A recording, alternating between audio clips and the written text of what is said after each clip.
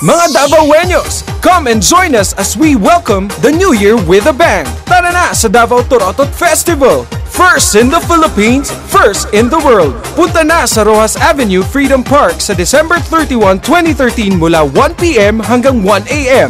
Dungan ta sa pag-break sa Guinness World Record for the largest Torotot gathering in the world at 6 p.m.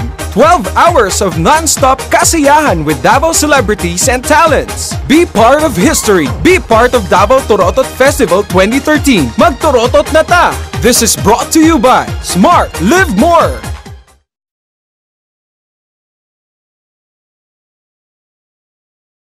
Mga kaigsuonan kong Davaoenyo, ani usa ka gimugna nga programa bali kalingawan pod gitawag nilang Torotot Festival. Mao kani ilang pagsabot nga maka-substitute, maka-ilis atong mga pulbura, mga pyrotechnics and powders that I have banned for 10 years now.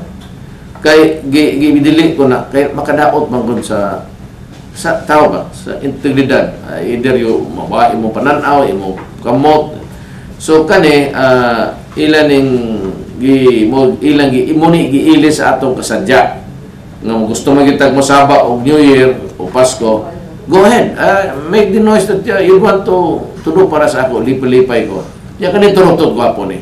Nagihimo pa yung festival. So it's going to be a very grand show for everybody because it's time during the days when you want to make noise.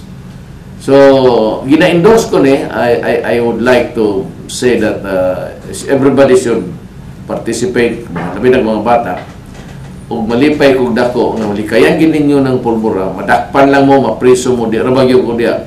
Ako basta madakpan taga bata o tiguang priso kayon.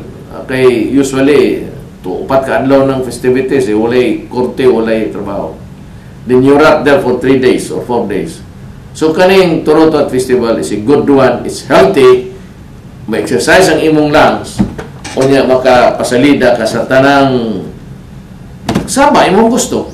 Barak-anal ni kung kinsay pinakakusog o baga na rin. Katong mga sigig panigarilyo, hantod karon wala na inatata na.